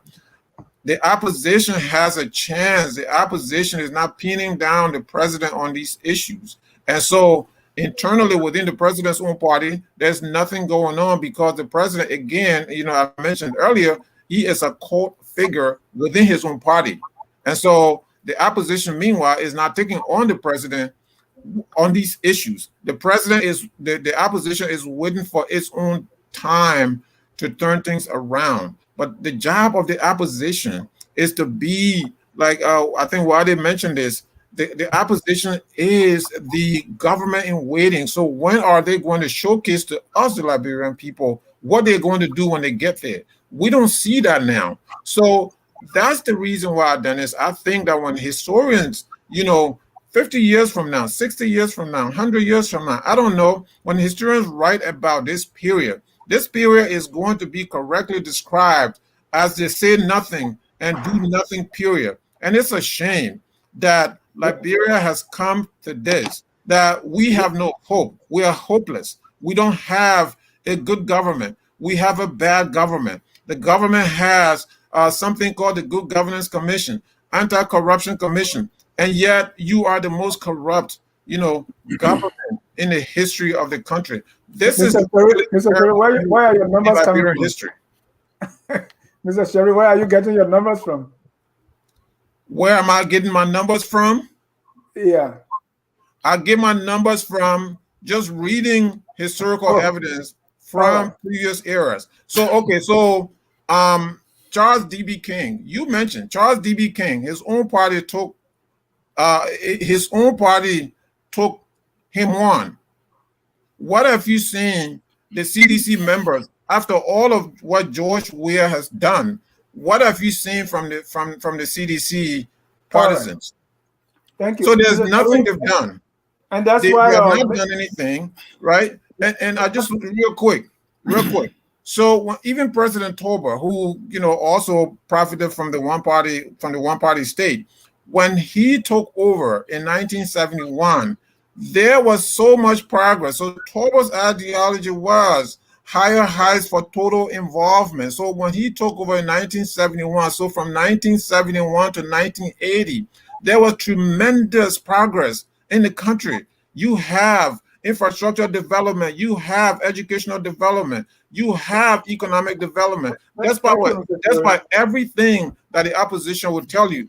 What do you have now? You don't have any of that with George Weah. He does not understand what he's doing. The people are dying. The country is dying. Thank you. Let's go to our viewers' comments, and our time is fast spent. Let's see here from Francis Wilson. Well, I'm glad you emphasize it is in your thinking. Whether you believe it or not, it is a non-issue, Mr. Duopu. It is this non-history that is muddying the waters for our country's history. Jackie Saye, yet these were the same people who spoke of Pan-Africanism and yet subjugated the indigenous people. No right to vote for the indigenous people, and terms such as savages and barbarians thrown at them. Pan-Africanism was not practiced, just preached. Bloodstain was ostracized to Sierra Leone. Robin Draper, it was based on ideology. All one needs to do is study U.S. history and the opinion and ideology of one of Liberia's biggest champions, Michael Garvey. Call is Francis said, thank you, Call, because this is the bogus negative nonsense that proliferates our historical space today, and our children know better. Jackie said, Call, conversion to Christianity was not an achievement. The crews and Gribbles were educated, but having one or two indigenous in the legislature is not inclusion. Vamba said, please name some of the indigenous who were in the American Liberian establishment. We have more and more here. Dave said, does that also speak about the CDC, Mr. Duopu? You are courageous. I don't remember quite well. Jimmy Eastman, for a better perspective analysis, shouldn't we divide Liberian politics into eras, otherwise known as epoch era analysis? The right to vote was not extended to indigenous Liberians until 1946. Then we saw a one-party state. Not until recently do we see the exercise of multi-party democracy. Call, there's a question here for you. David say, how do you know that those people were more educated? And he calls you Call instead of Call. He also say, Call, to what extent do you hold the UP and Ellen Johnson, who had some of the best technocrats in government, for the current trend of political decadence?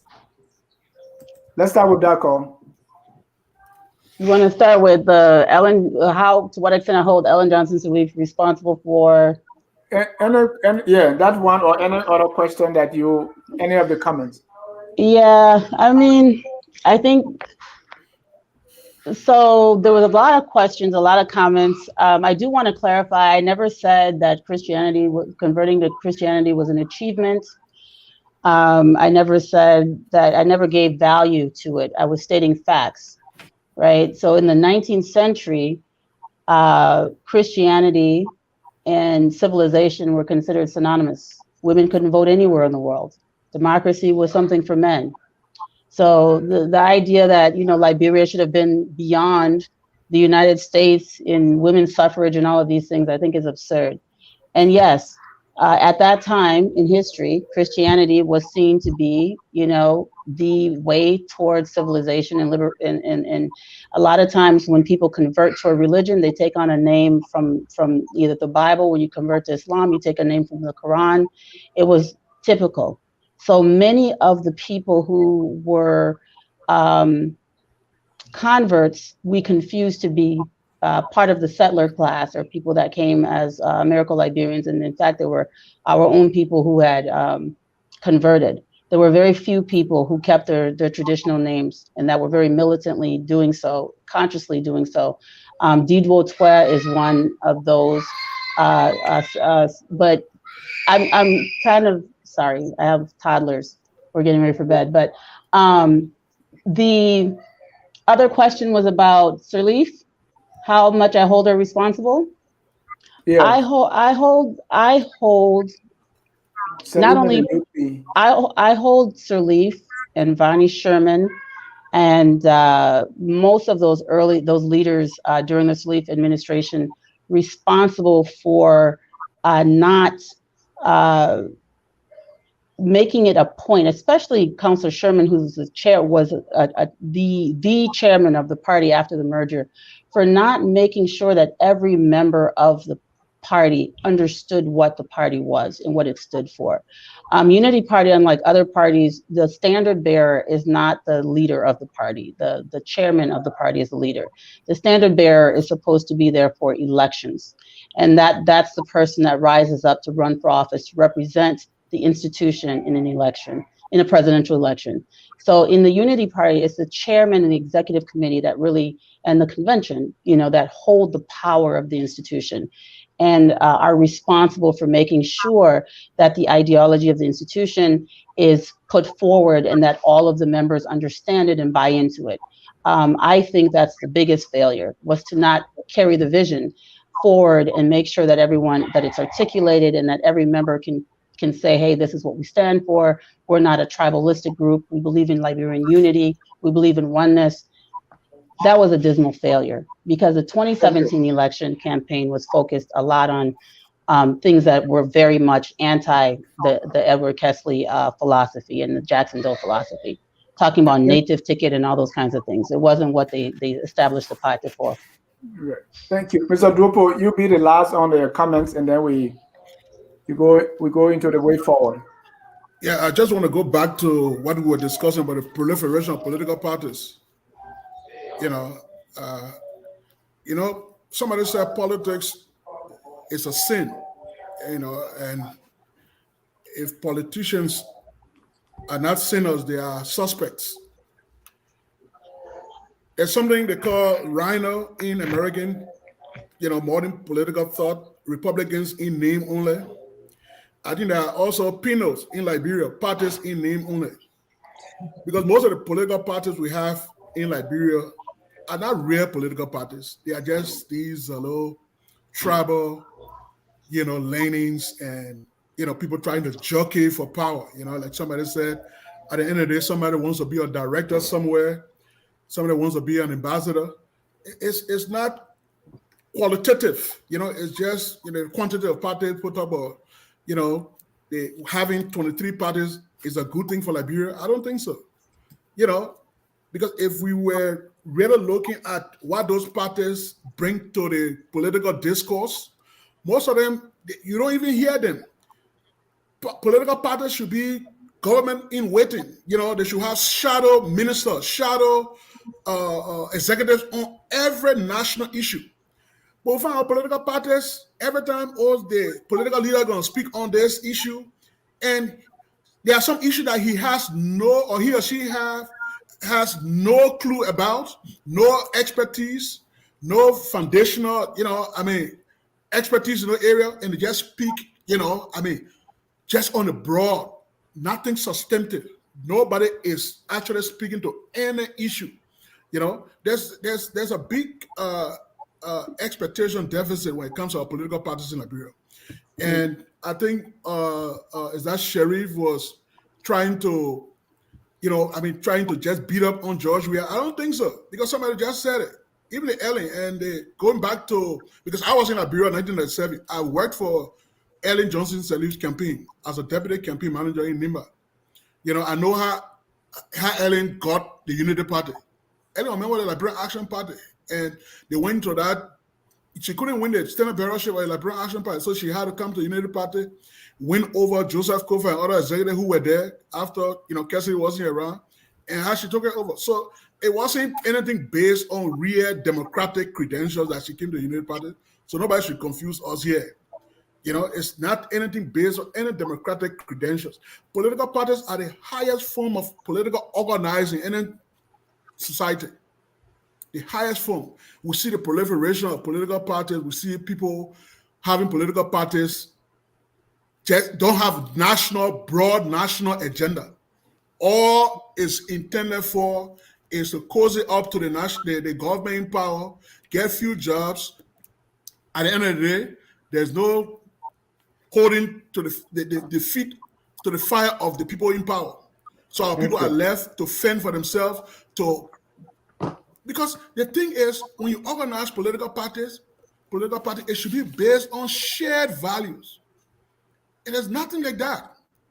Thank you, Mr. Duopu. Parties that are just in name. Yeah. So you can't blame it on George Weah. There's a history to that. There's a history. There's an imperial presidency we've always had. I don't care how you try to dismiss it or you ignore it. It's written in books. You can read the narrative, the literature on Liberian politics, on the broader African politics. You read The Wretched of the Earth by Frank Fanon. He stated that. Read the literature all there. So let's not confuse ourselves and try to, be revisionist in our history. So I'll just start there.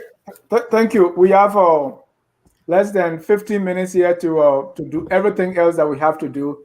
So let's conclude before we come to our Tabata session. Is with all that we've discussed, what is the way forward? And I will give each of you a minute each to just give me an idea how we move forward from this, what we have described, to a more better and functioning political system. Wadei, let me start with you.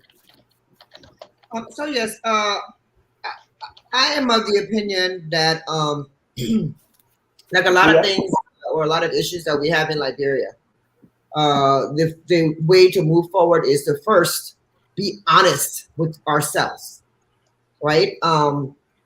Let's stop this so say one, so say all type of mentality, right? Self-correction is always the best type of correction. And we who are members of political parties, we need to figure out internally how to correct ourselves. I have yet to see any political party in Liberia that is functioning optimally. We all have our issues, including my political party. But the first step is to be honest with yourself about what your issues are and how you can move your party forward, right? And the issues are different from party to party, right? I know what my issues are in my party. One of the things that we're doing in the Liberty Party is trying to reshape Liberty Party. It's trying to bring Liberty Party to the point where we start to be a true representation of what political party is supposed to be. Now, is this going to happen overnight? Absolutely not. But with the track that we are on, it is going to happen because at the end of the day, I think that we owe that to the Liberian people. I don't come from the mindset that a political party is formed to make any one person a president, vice president, senator, representative, you name it, right? I come from the standpoint that a political party is formed to be able to attract the best minds, to be able to attract people that are well-meaning and well-intentioned for the country, to be able to develop ideologies that are nation-building as opposed to individual building, and to, if down the line you decide to participate in elections, to ensure that the candidates that you put out are representative of your party's vision, your party's mission, your platform, and so forth. And so when your candidates are not being this sort of representative, to call them to book and take action that needs to be taken. As long as political parties continue to allow people who have run on their tickets to behave in any which way, we're never going to be able to move forward as a functioning organization. So we have to start doing those things. Thank you. We're way out of time, so I want us to go into our last segment, and then I believe this discussion has to continue because as far as today is concerned, we have just scratched the surface. So we will continue definitely. So let's go to our last segment, which is the Tabata section that we all been waiting for. But before that, we have shows coming up. And let me start with this week. You see, all the time, the noise and everything that is in the CPP is getting us to not focus on the main issue. So this Saturday at 10 p.m., at 9 p.m. Eastern, we're going to have who should be the standard bearer of the CPP. Is it Mr. Boakai or Mr. Cummins?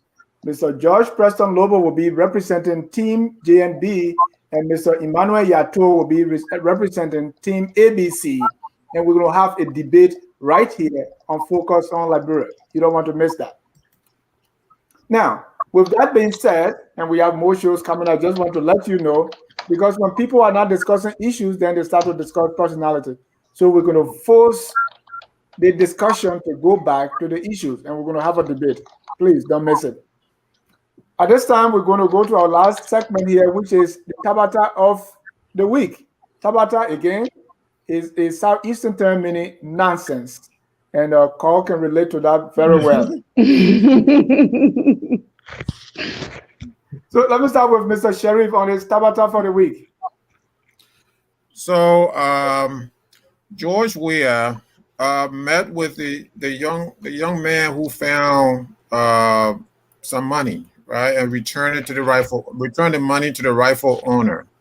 So the president of the Republic of Liberia, George Weah, met with this young man as a sort of support and encouragement for being honest. Really, George Weah? Really? I mean, he is the biggest thief in the country, and he is meeting this young man as an encouragement. He's not the role model for this young man, so that's my Tabata of the week. Wadei? My Tabata of the week has to do with the very clear letter that came from the lawyers on the issue of the CPP framework document that clearly stated what was done, by whom, upon which basis, and upon which approval. Clearly stated. But yet, people who want to muddy the waters are pretending as though they don't know how to read and understand simple words. For me, that is the greatest Tabata of the week. Mr. Duopu. Well, I don't think I was prepared for this segment of the, Too bad for you you. should have forewarned me, that there will be, But anyway, I will do my humble best. I think my Tabata of the week was I don't know if it was last week or the week before. Doesn't matter. Was President Salif visiting the Morelia City Corporation and meeting Jefferson Koji and availing herself to help him keep Morelia clean, since Morelia was declared by an EU diplomat as the dirtiest city in the world. So I'm sure the former president took that very unkindly, and she offered her, her services to the city corporation to help, maybe as a goodwill ambassador, to help keep the city clean. That was, to me, very, a Tabata. Why? I'm just curious. Okay.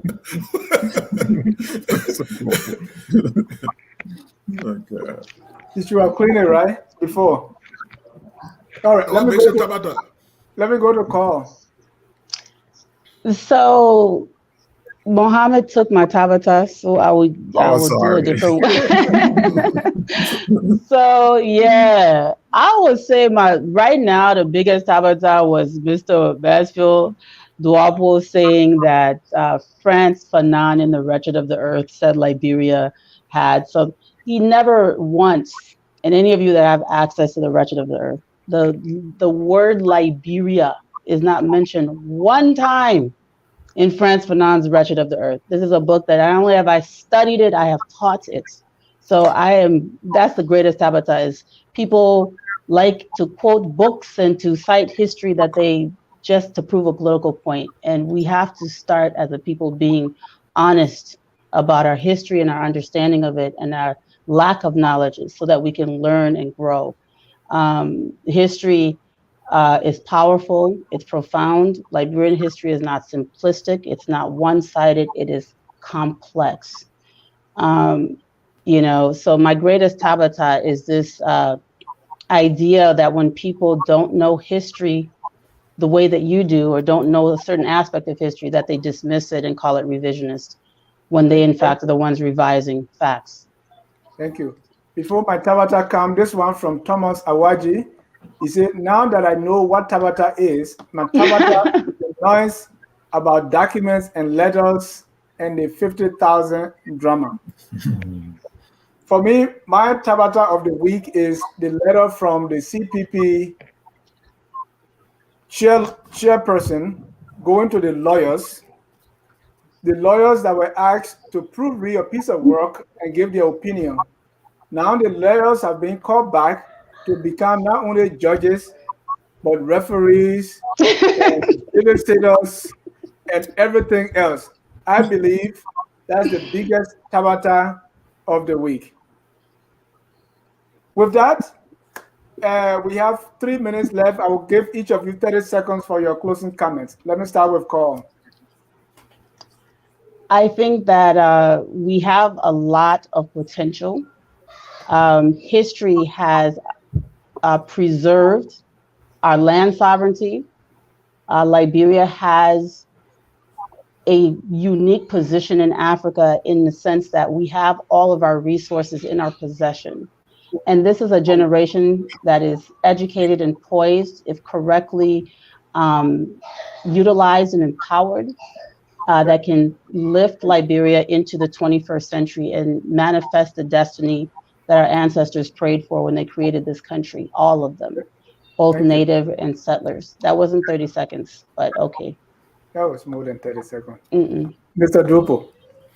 Well, I want to firstly thank you for the opportunity that you have accorded me, to come on your show. And the topic was very, very, very relevant for our understanding of our political history, the evolution of political parties.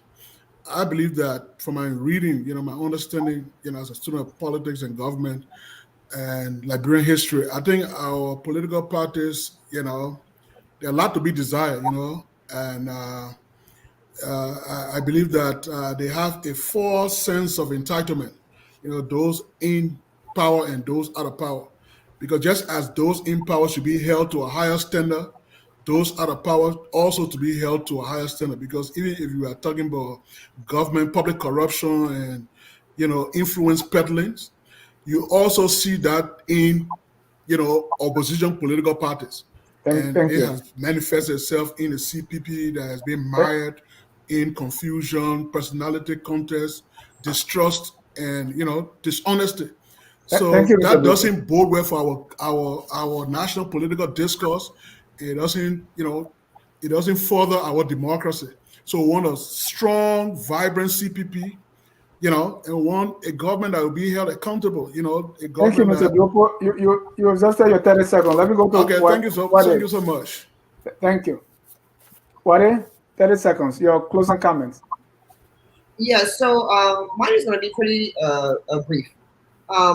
We have to, as people involved with and members of political parties in Liberia, we have to move away from this habit or this behavior of putting people who have personal political ambition to run for office as the leaders of your political parties. There's absolutely no way humanly possible. I mean, the people with the best of intentions find it difficult to run an organization in the manner that it needs to be run without considering your own personal benefit as if you have personal political ambitions. The two are always going to cross the line, and at the end of the day, as humans, we're always we're 9 times out of 10 going to lean towards making decisions that benefit us personally before we make decisions that benefit the organization. And so we have to start moving away from putting the management and the running of political organizations in the hands of people who are wanting to run for office. Thank you. If we don't do that, political parties are not going to survive. Before Mr. Sharif coming with his closing comments, this tabata from Dave Dash. My greatest tabata is the WIA's occasional leadership that is based on celebration of events and not consistent leadership. Mr. Sharif, your closing comments, 30 seconds. Yes, Dennis, I hope that I can compress all of this in 30 seconds because for me, 30 seconds is not really enough.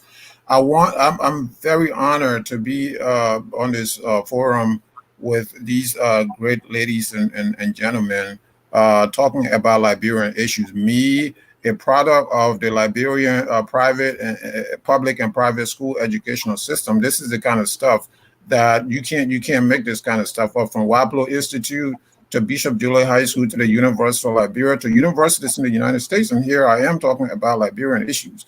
So the thing that I take from my early experience at a forgotten school, I started my primary education in a rural town, a forgotten school, a school for the real downtrodden. So when I talk about downtrodden, this is a school that's forgotten. This is, this is almost like in the United States, you call a failing school, but this is where I come from. So when I speak on these issues, I bring with me those experiences. I bring with me the experience of people who up to this day don't have model roles. I bring with me experience of kids who were in my class who didn't have food to eat, kids who didn't have shoes to wear. So I bring with me those experiences. So when I speak like that. So I'm not an angry person. I'm not, as some would say, he think he's educated. Look at him and this and that and the other. I speak in the manner in which, I was brought up. I was brought up in a society that is forgotten. I started my education somewhere. And so if this leadership want my support, this leadership can respond to people like that. I don't particularly want a government job. I want the forgotten people to be part of the national cake, to have a share of the national cake. That is not happening, and that is my qualm with this administration. This administration, George Weah is an indigenous Liberian, and look at the way he's treating the indigenous population. People are spending 3 weeks from Monrovia to Kipamas. This is inexcusable. George Weah is from Grand Crew County, and Grand Crew County right now is impossible by road. You have to fly, and not many people can fly over there. Thank you. On that note, I want to say thank you, ladies and gentlemen, for your time tonight. I want to appreciate our viewers for always being here on Focus on Liberia, where we go beyond the fluff and everything in between, and we get to the issues that matter. When all is said and done, you will remember that here at Focus on Liberia, we educate, we elevate, and promote all things Liberia. Until then, my name is Dennis Jar, closing on behalf of all of us with our closing song that says, we are all Liberians. Whether you believe the political parties then and now have no ideology, whether you believe this whole idea of political leaders or lifetime standard bearer is part of the political patronage that have plagued our country or not, we are all Liberians, and we must do whatever it takes to make our land a glorious land of liberty. Good night, and God bless you.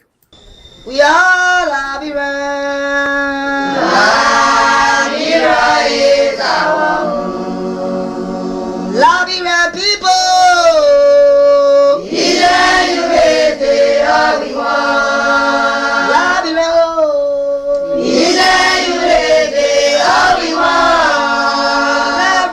Liberia.